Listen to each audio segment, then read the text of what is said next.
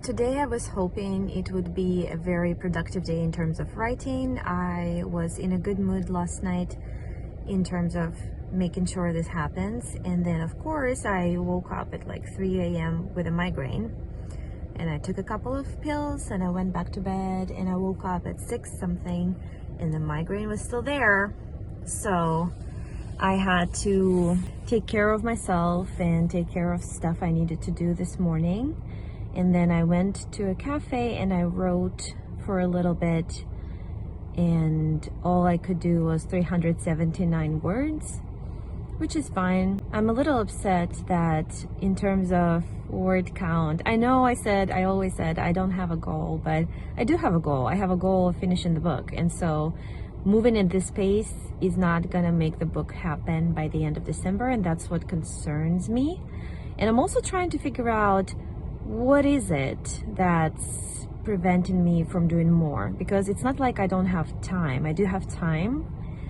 I don't always, like right now it's 9 a.m. I need to be at work at 12 something. So if I really wanted to, I could work for 3 more hours instead of doing some other things that I'm planning to do now.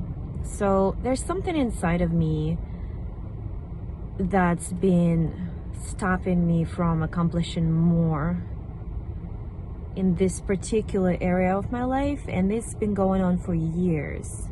So last night I was actually pretty anxious about this and the fact that I'm moving so slowly and it's like moving through water. And like once again I was thinking about, why do I even write, because like, I don't know, why do you write? I've heard different things from different people. So some people say they cannot not write, this is something that's just they've been doing since they were little. This is how they understand the world, process life, and it's important for them to put that on paper. This is not a case for me. I process life by thinking about life and by talking about life to myself or to other people.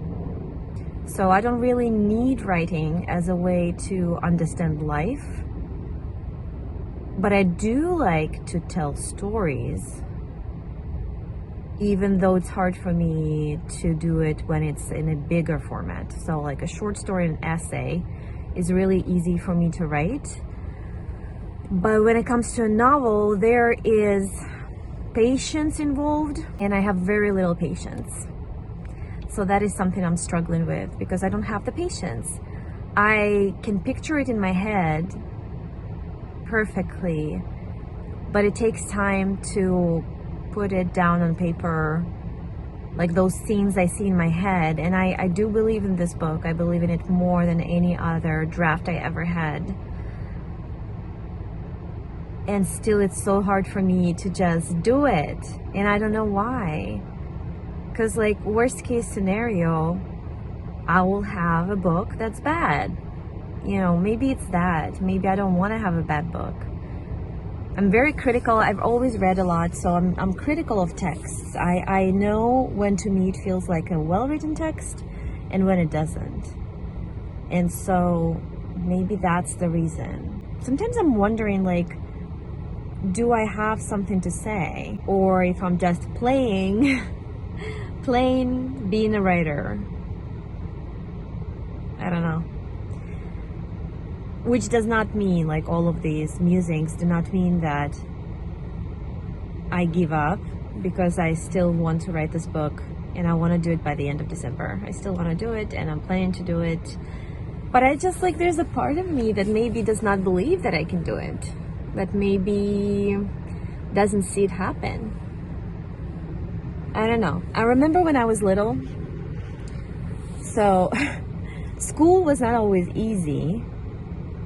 It was easy later on, but when I was little, there were a lot of things that did not work. I remember, like, one of those things was English, actually. I remember not doing well in English as a, like, kindergartner or like a first grader.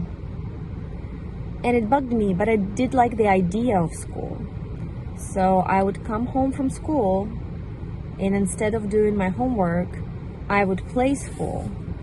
I remember there was an armchair in my room, and I would put like a piece of wood or something over it to make it look like a desk, and I would put the toys, like some plushies and stuffies and stuff like that, dolls, and I would make those little notebooks for them, you know, out of paper. I would put several pieces of paper together, and that would be their notebook or their report cards or something.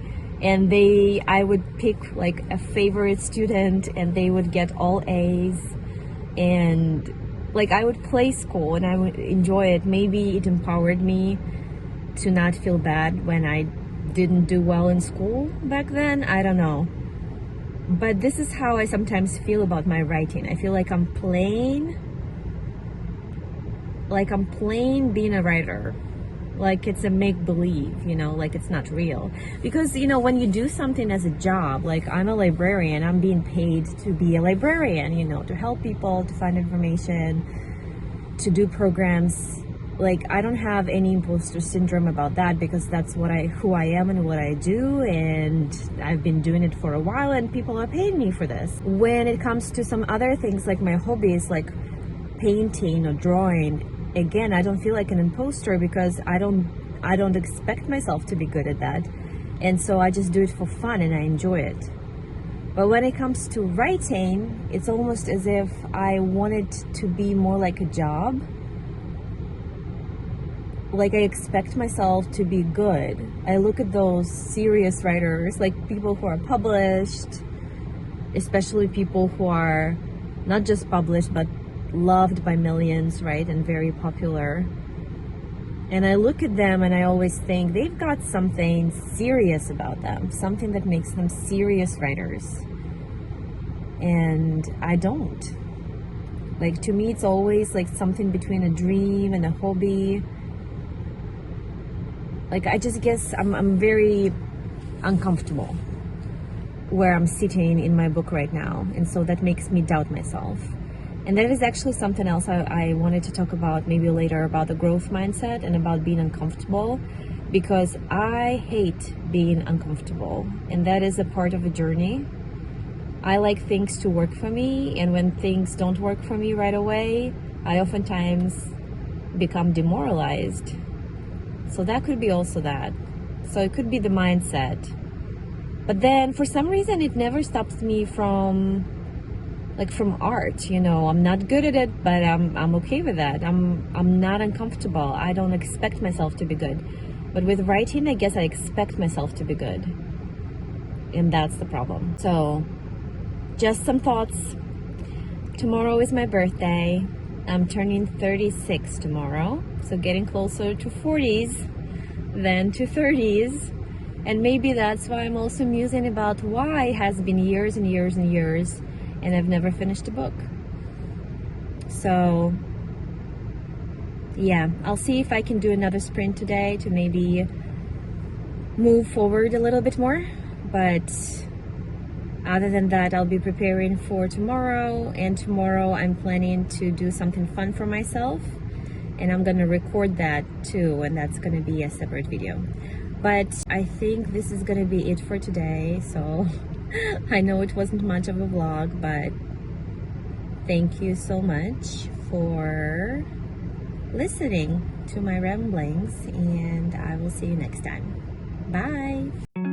Dear Marie, I hope you got somewhere to be. I've been floating out in space. I thought I'd write to you in case you felt alone, just like me, with this anxiety. Is it all a simulation? Ones and zeros in an empty basement. I wish I could be with you again, 'cause I'm lonely as ever, and I thought it'd get better. And I hope to see your face somewhere, 'cause I'm lonely as ever, and it doesn't get better.